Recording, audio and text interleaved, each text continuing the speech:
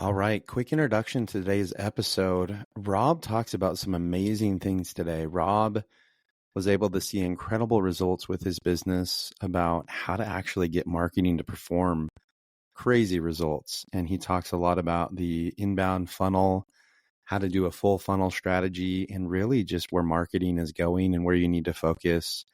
It's a really tactical episode. At the end of the episode, Rob even shares profiles of people you can follow on LinkedIn that have some great information. So today is an amazing episode. Hope you enjoy, and we'll dive into it. One more thing, for some reason, when I was recording this episode, it only recorded on my AirPods instead of my microphone. So I apologize for my audio quality in this episode.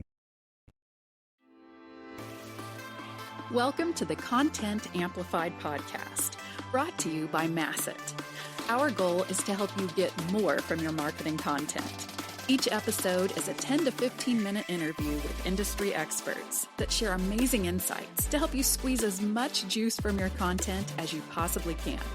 Here's today's interview. Welcome back to another episode of Content Amplified. Today I'm joined by Rob. Rob, welcome to the show. Hey, Benjamin. How you doing this morning? Great. How about you? Doing well. Well, Rob, I'm excited to have you on the episode. I think it's going to be a great conversation. I think there's a lot to learn. But before we dive into that, I always love to ask, what do you love about content and marketing? And while you're at it, let's get caught up on your career and get to know you a little bit. Sure. So for content and marketing, the thing I love most is being able to provide genuine value to people at the right time in their lives. All of us are at different stages. If we're doing B2B tech, we're all at different points in looking for solutions and things like that. And providing meaningful, value additive content to people's lives is something I really enjoy. So the last 11 years, I led all the go-to-market motions for a mid-market SaaS company called Smarty.com. Initially, I was hire number 9. I was the marketing guy. There was no marketing team, no sales team, no customer success team. And we were a little different in terms of how we structured the company. So we never took on investor funds, never did debt. But over the course of that 11 years, I scaled revenue about 28x, very profitably, very consistently. It wasn't crazy hypergrowth like a lot of companies structured themselves, but it was boringly consistent profit, which has its perks. And I scaled, like I said, revenue over 28x and just had a fantastic time doing that.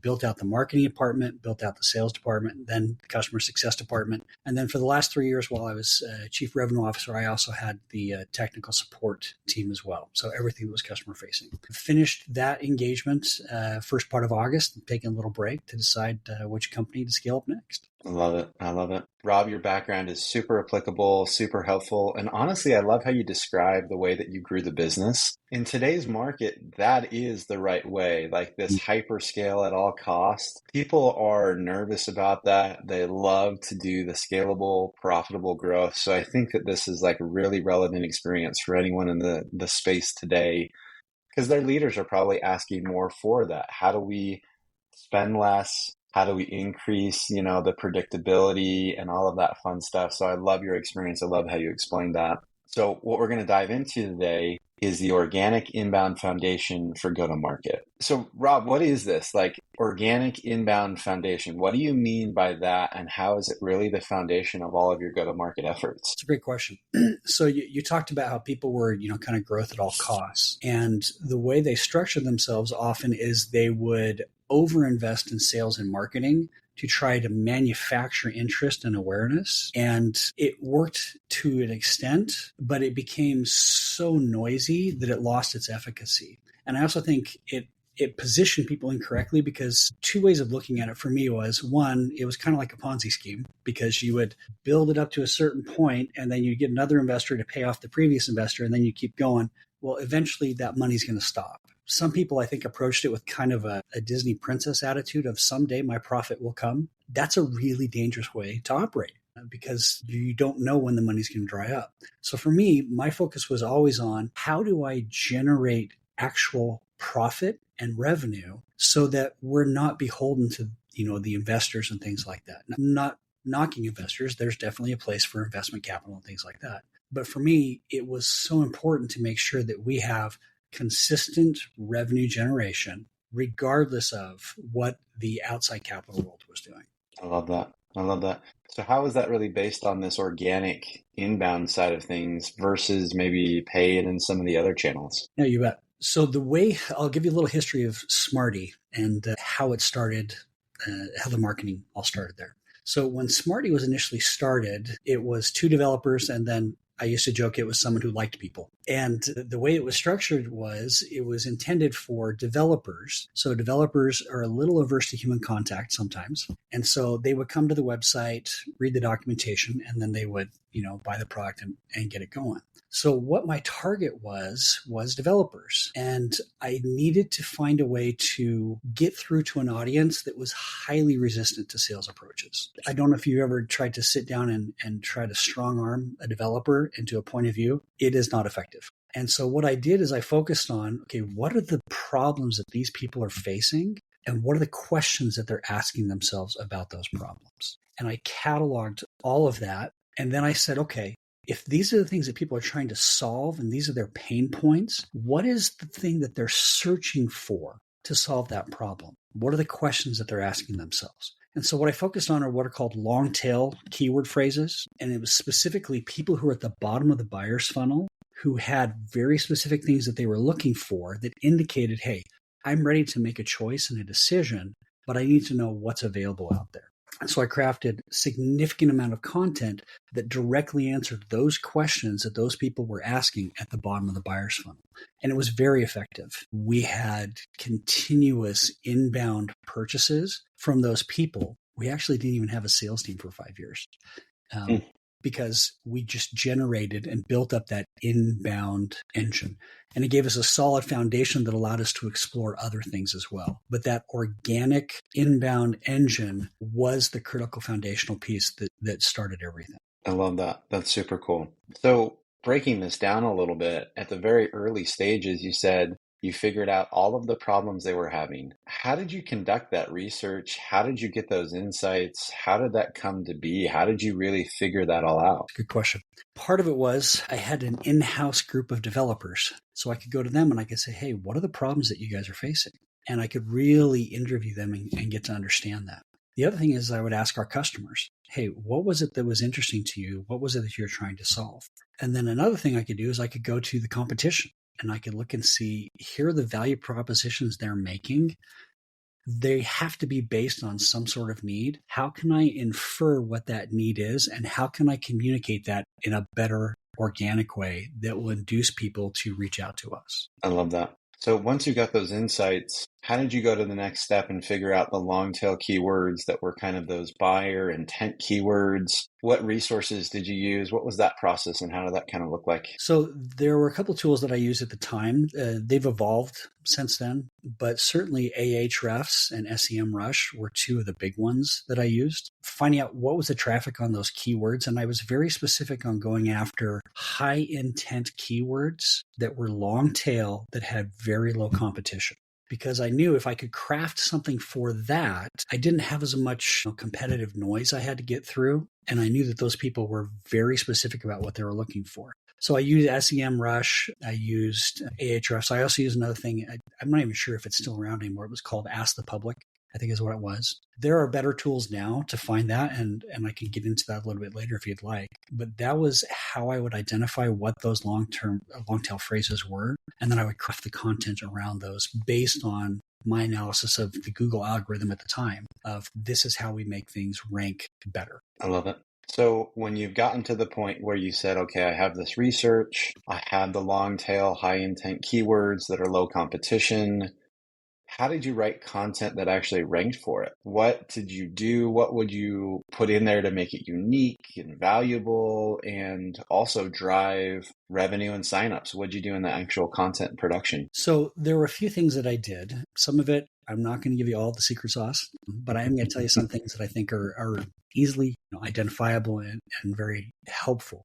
One of them is I would study articles that ranked well on other topics, and I would deconstruct their framework and identify, okay, how are they organizing their content so that it shows up well? I would take that framework and then I would move that over and say, okay, I'm going to replicate that now using my topics and my contents. Some other things that I did is I deeply immersed myself in thought leadership, different courses, different people who at the time, Rand Fishkin was really big.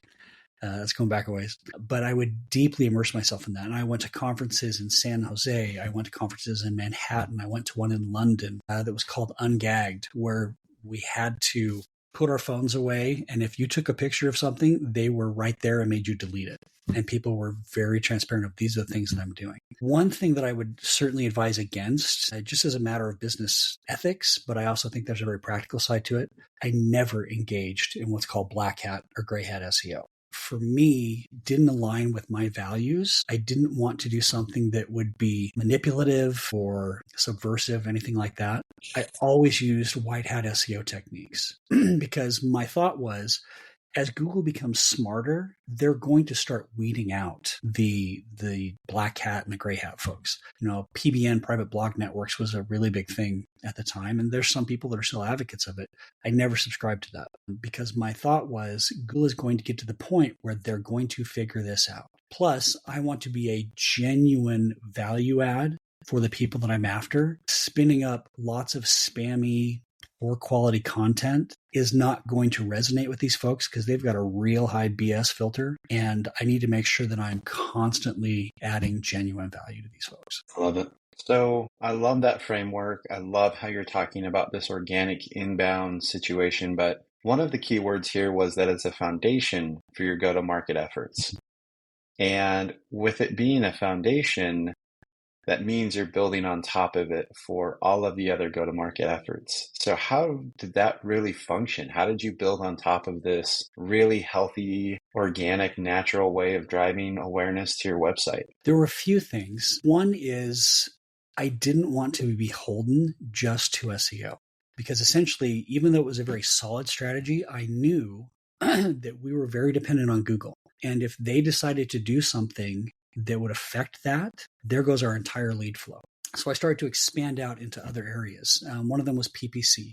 Initially, I would do it on Google AdWords, but I would also expand it out into other things, different social media sites, things like that. We also started to move into account-based marketing, where we would start to, go after some of our ICPs and we would provide additional information to them directly. But it was always part of an overall strategy. I was very happy with the results we had with SEO, but I was very uncomfortable being entirely dependent on a single source of lead flow. I love it.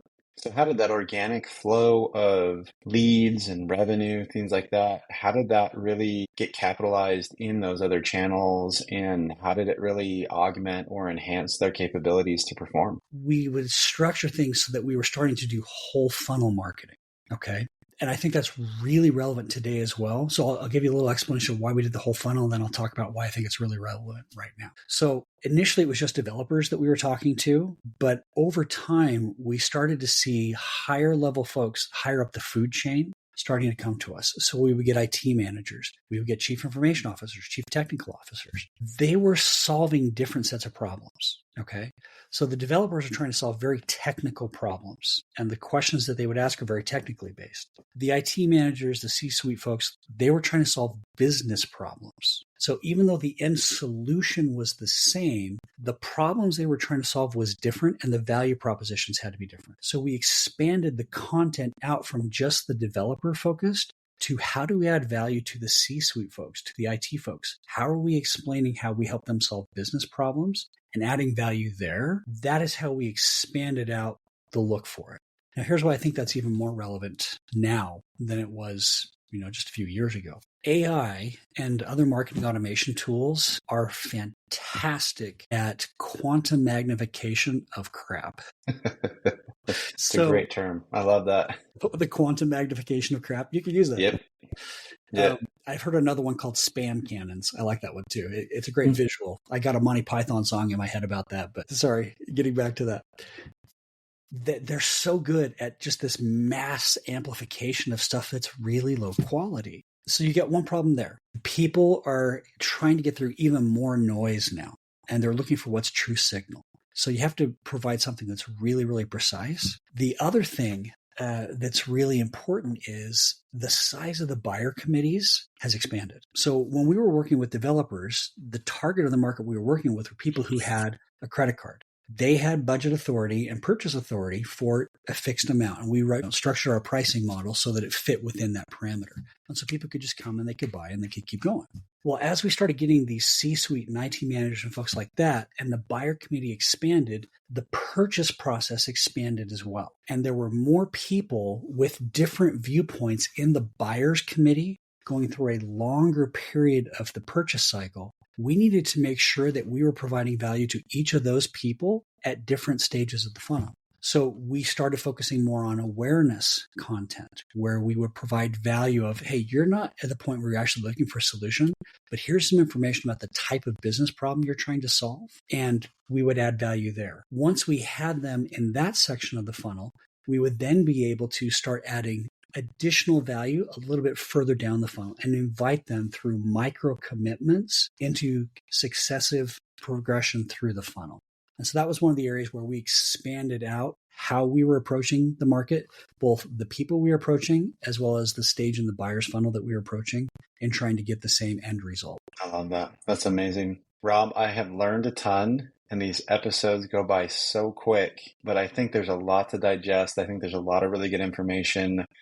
I bet there's a lot of people that want to reach out and connect with you. How and where can they find you? Yeah, so I'm on LinkedIn, Rob Green, very easy to find. I'm always happy to bounce ideas around with people. This is one of my passions, is ethically influencing people for good. And I think marketing is a great way to do that. There are three other resources, if I could share those as well, that I'd suggest. Absolutely. So I mentioned how AI is just kind of this, mass amplification of crap. There is also some very useful stuff that you can do with it, particularly on identifying what are the value propositions for my target market and how do I use AI to provide hyper-personalized and hyper-relevant content to these people.